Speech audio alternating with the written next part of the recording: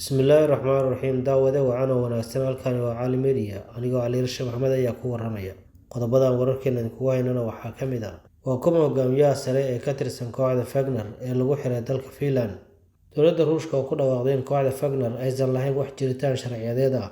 maxaa keenay dowladda Ruushka ay ku dhawaaqday kooxaha militariga la shaqeynaya ay ku dhaartaan calanka wadanka Ruushka qodobadaas faahfaahsan ayaad insha Allah ka bogan doontaan daqiiqadaha soo socda aan ku bilownay hogaamiye sare oo ka tirsan kooxda Wagner ayaa la shaaciyay in lagu xiray wadanka Finland bar Telegram oo taageersan dagaalyahanada kooxda Wagner ayaa lagu shaaciyay in dagaalamo sare oo ka tirsan kooxdaasi dowladda Finland ay xirtay kadibna codsi ka yimid dowladda Ukraine loogu gacan geliyay wadankaasi Ukraine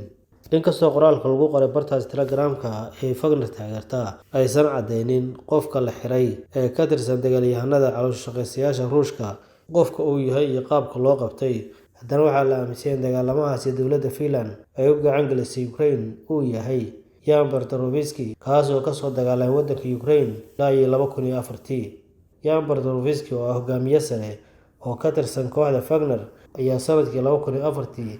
ilaa iyo hadda wuxuu ka soo tirsanaa koox lagu magacaabo Sabbatai Assault Reconnaissance oo ah qayb ka tirsan kooxda caloosha-shaqaystayaasha ee Wagner sida Telegramka lagu cadeeyay hogaamiyaha sare ee Wagner ka tirsan ee dowladda Finland ay xirtay ayaa waxaa la qabtay muddo bil ka hor waxaana codsi ka yimid dowladda Ukraine hadda loogu gacan geliyay dowladdaasi maxkamadda degmada Vantaa ee u dhow caasimadda wadanka Finland ee Helsinki ayaa la rajeynayay inay kordhisay haynta Bartarovsky kadib codsi ka yimid xafiiska qaran ee baaritaanada ee wadanka Finland xafiiska baaritaanada wadanka Finland ayaa qabtay Bartarovsky magaca Vojislav Todor kaasoo looga shakiyay inuu qayb ka yahay sidoo kale uu taageero waxa loogu yeero argagixisada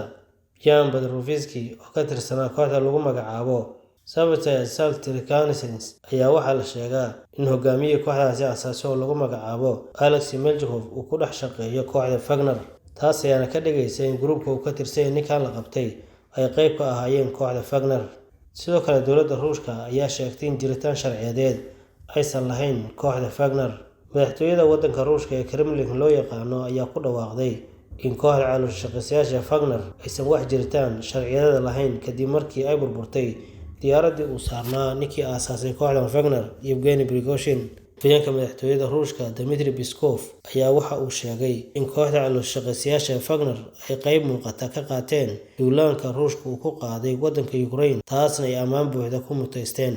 hase haatee Peskov waxa uu tilmaamay in bishii Juun kooxda Wagner ay ka hor yimaadeen awaamirta dowladda Ruushka ayna la yimaadeen ujeedooyin qallafsan oo iyaga u gaara taasoo ay ku doonayeen inay wax uga bedelaan hoggaanka sare ee ciidamada wadanka Ruushka hadalka afhayeenka madaxtooyada Ruushka ayaa muujinaya in dowladda Ruushku ay xilligan dadayso ila kaleeto oo ay ku maareyso jiritaanka kooxda Wagner iyadoo dhanka sharciyada xilligan la tiigsanaysa muujinaysana inaysan wax sharciyada ay ku sii shaqeeyaan aysan lahayn taabadalkii dowladda Ruushku waxay ku dhawaaqday sidoo kaleeto in xilligan wixii ka dambeeya guruubyada ciidamada Ruushka la shaqeeya ee sida gaarka u dhisan sida Wagner iyo guruubyada kaleeto looga baahan yahay inay ku dhaartaan calanka wadanka Ruushka taasina waxay ka dhigaysaa inay qayb buuxda ka ahaadaan difaaca qaran ee wadanka Ruushka uu leeyahay wararka aad kala socoteen warbaahinta Cali Media daawadayaal intaas ayaan ku saafmeerina inta wararkan oo kale kulmi doono waxaan kaga tegaynaa sida ay nabadgelyo